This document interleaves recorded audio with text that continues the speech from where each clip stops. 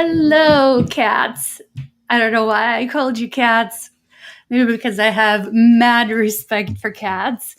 My cats caught a mouse this week, so maybe I have that on my mind. As sad as I am to have had vermin in my house, I'm very proud of them. They did what they're supposed to do. So yay to having cats.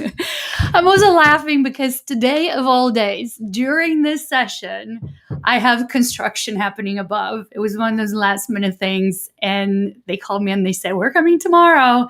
And then I thought, I'm just gonna roll with this. Let's see how it goes. Let's see how this good blue Yeti microphone is. Today, not only that I'm doing something special with all this noise, but I also want to do something a little bit special. Thanks to everybody who sent me messages and who gave feedback on these sessions. I want to mix it up a little bit. So not only that I'm going to share some news from TikTok again, but don't go away because we can't keep ignoring TikTok or hoping that it's going to go away because it's not.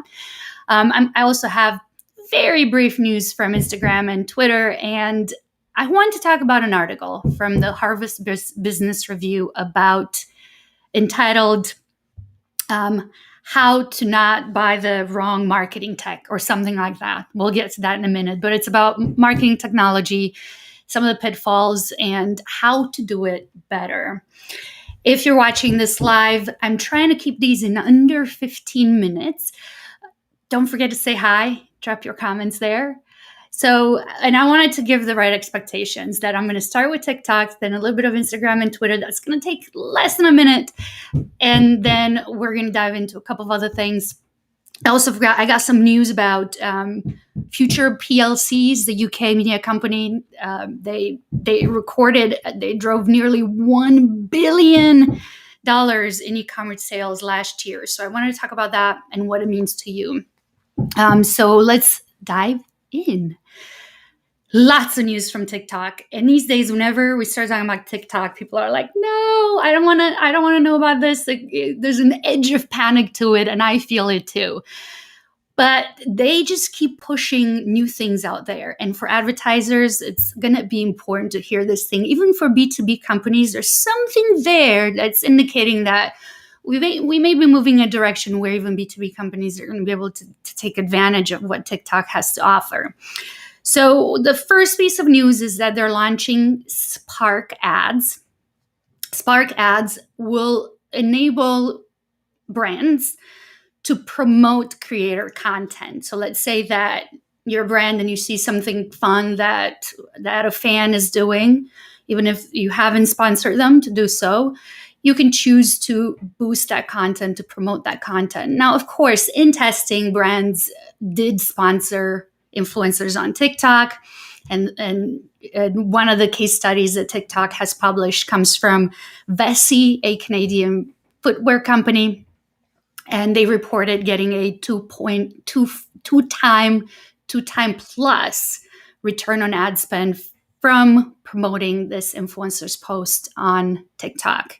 Now, for those of you who do media, we've seen higher return on ad spend on Facebook, for example, or on Instagram, as much as 6 times, 8 times. So this is not a huge return on ad spend, but it's definitely better than 0 or 1, which mean that you're basically breaking even.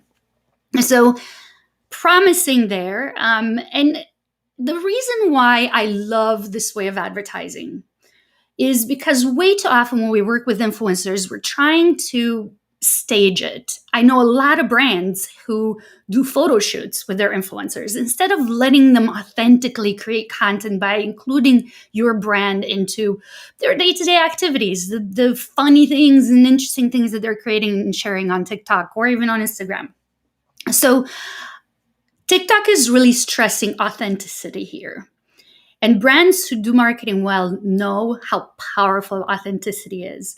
And we know that the opposite of authenticity is lying. So authenticity is incredibly compelling. I made a video about it a couple of years ago. You can find it on my YouTube channel. And authentic people are so darn attractive because we can connect with them. We can see ourselves in their experiences. There's a touch of vulnerability there. So So TikTok's push to make advertising be a more natural flow of the content that's being created on the platform, I like it. It's interesting. I like it, and I think brands should pay attention and really think of ways to collaborate with influencers instead of trying to control the environment and the context. And I also love that TikTok is actually doing this to stay in line with what they say is they see themselves this place of endless potential for that's sparks, get it, sparks creativity. Another bit of news from TikTok is that they're launching new features, new live stream features such as Q&As and live guests. And this is where I want to say that B2B companies can have some opportunities there. We're talking about sharing, having interviews, sharing information with your audiences. And we need to stop thinking that TikTok is just for the kids.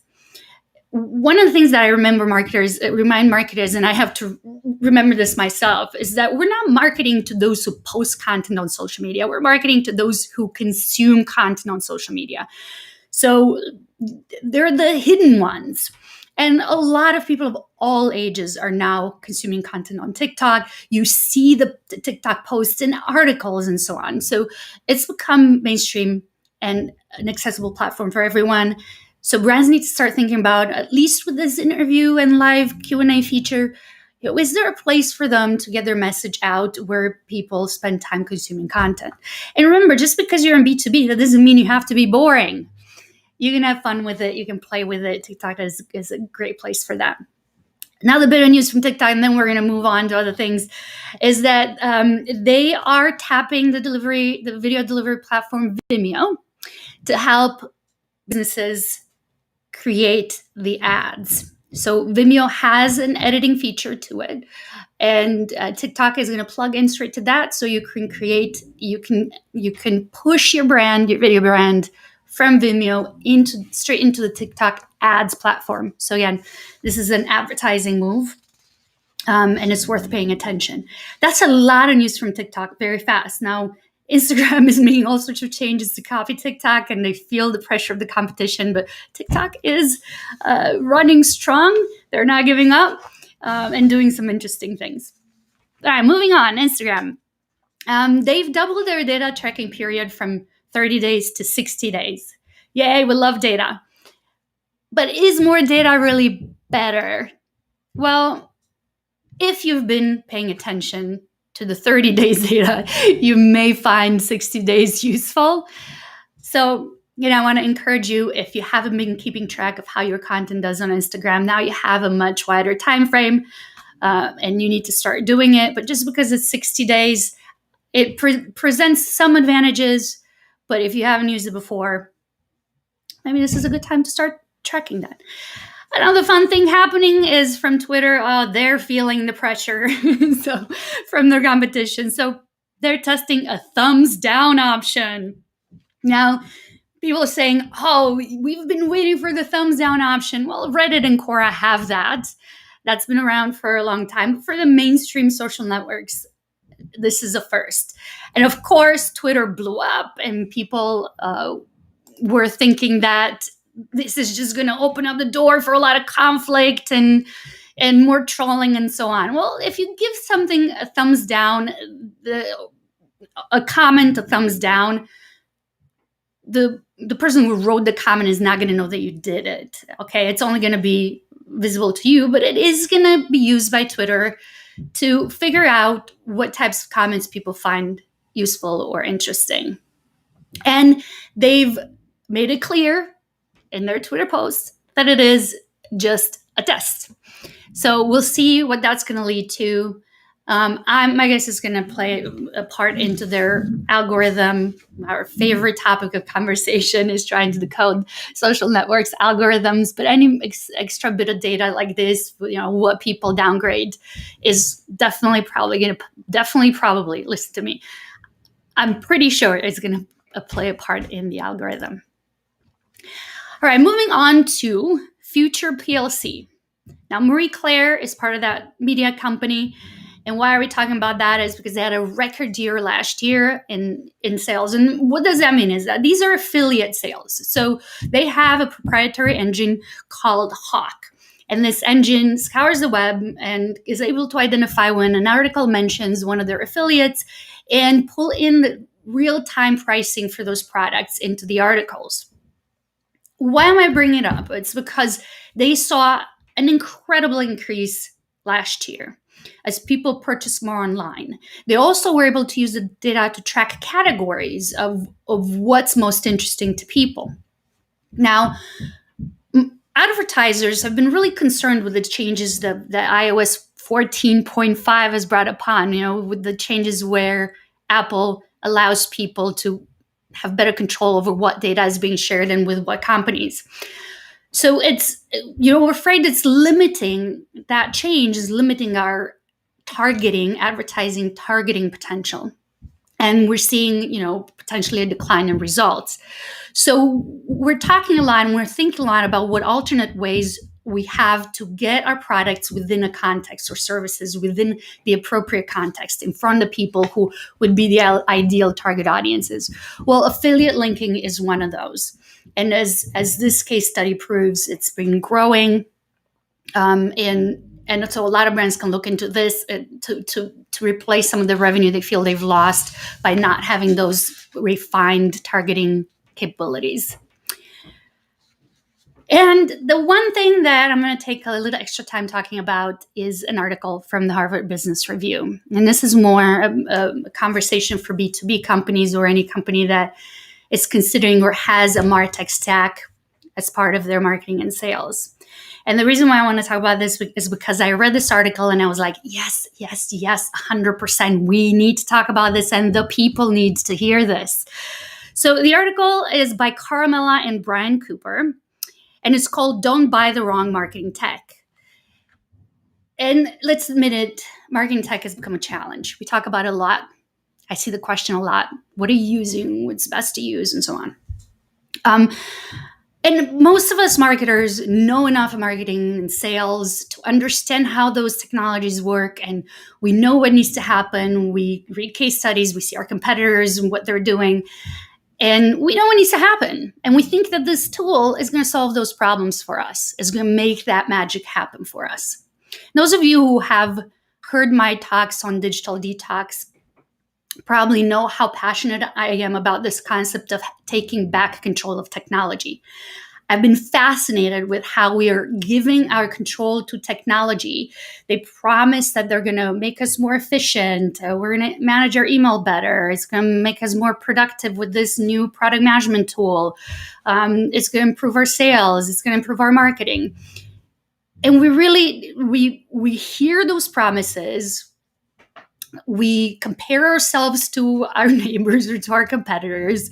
We have the shiny object syndrome, and we end up giving control of the decisions that we need to make by buying technology and believing that it's going to magically solve marketing problems for us.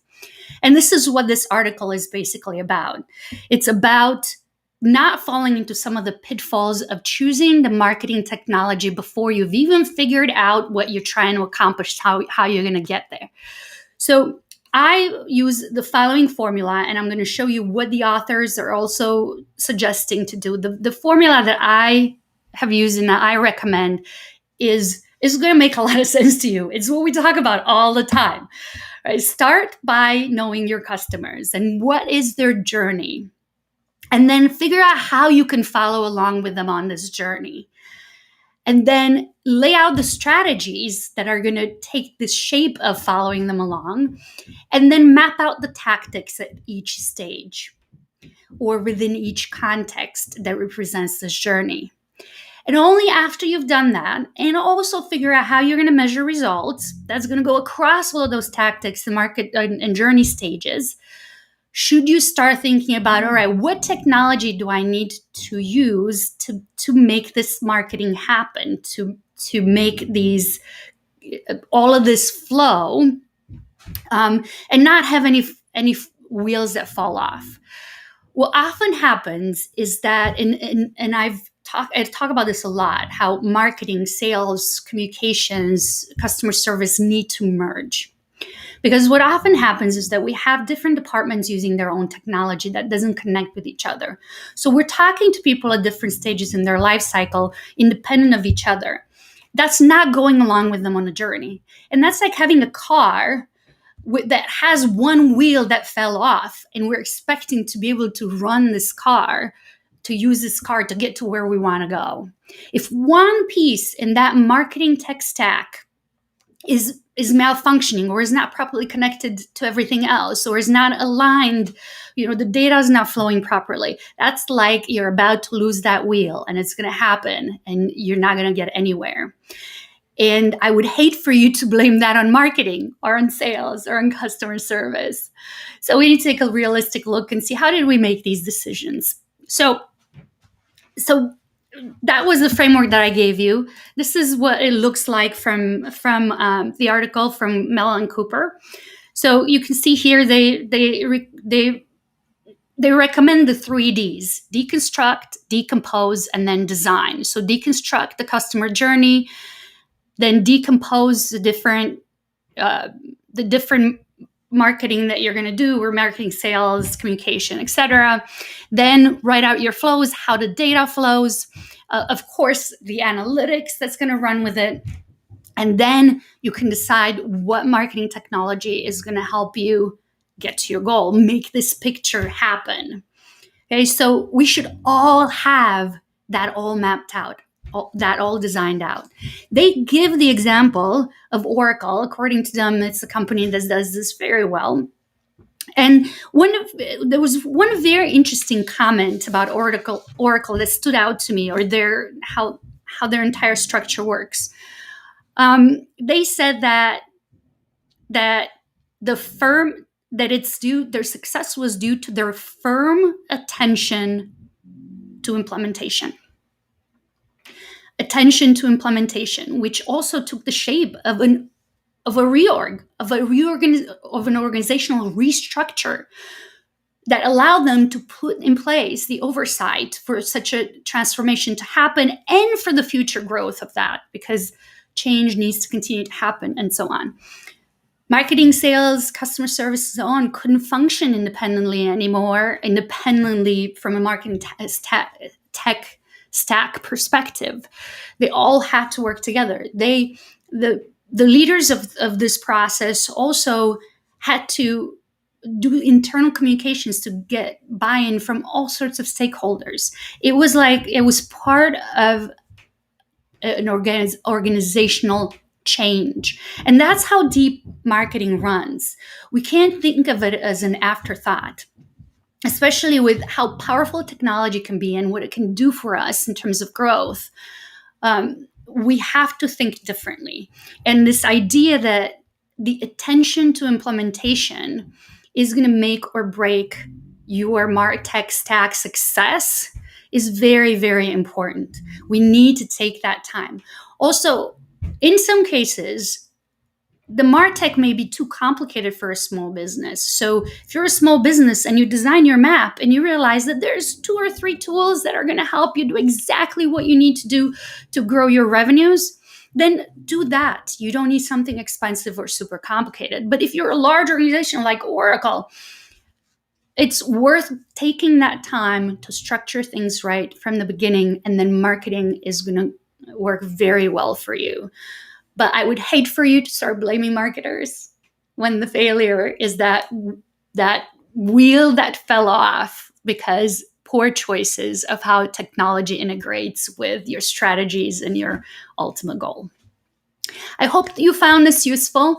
I did go a little longer today because I wanted to talk to you about this article.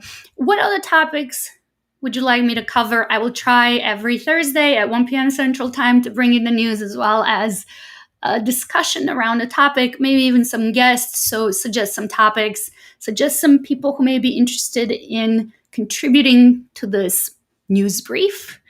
And you can find me pretty much on any social network at Manamica, Manamica, except TikTok. But primarily here on LinkedIn. If you want to get hold of me, send me a message, leave a comment, and I will see you back here next Thursday.